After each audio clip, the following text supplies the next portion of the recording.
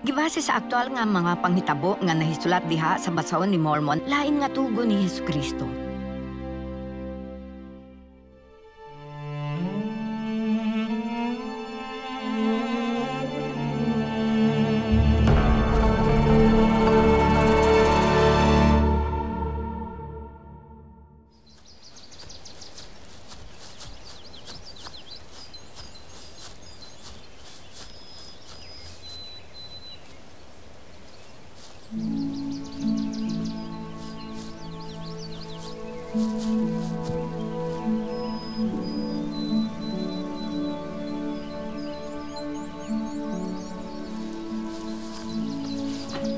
Busa ayaw paglimod sa gahom sa Dios, kay siya nagbuhat sumala sa hugot ng pagtuo sa katawhan, sama sa karunod sa ugma ug sa kahangturan.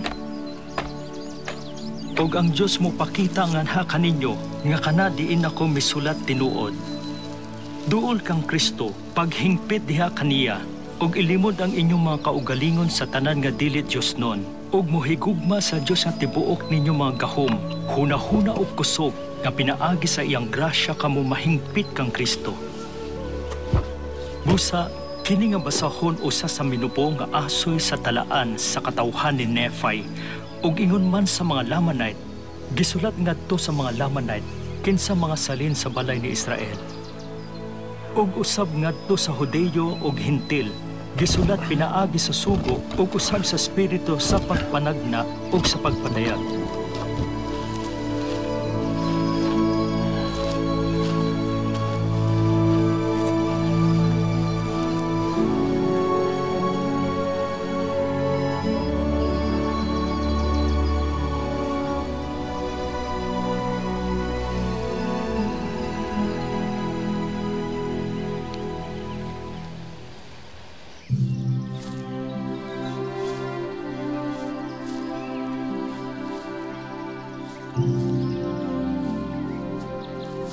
Gisulat at gisilyuhan o gitipigan ngadto sa Ginoo.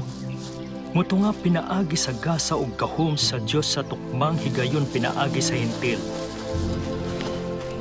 Sa pagpakita sa salin sa balay ni Israel, unsa nga mahinungdanong mga butang ang Ginoo mihimo alang sa ilang mga amahan, o nga sila unta mahibalo sa mga pakigsaad sa Ginoo, ug aron sila dili ipahimulag sa kahangturan, ug ingon usab sa pagpamatuod ngadto sa Hudeyo ug sa Hintil nga si Jesus mao ang Kristo, ang Dios sa kahangturan.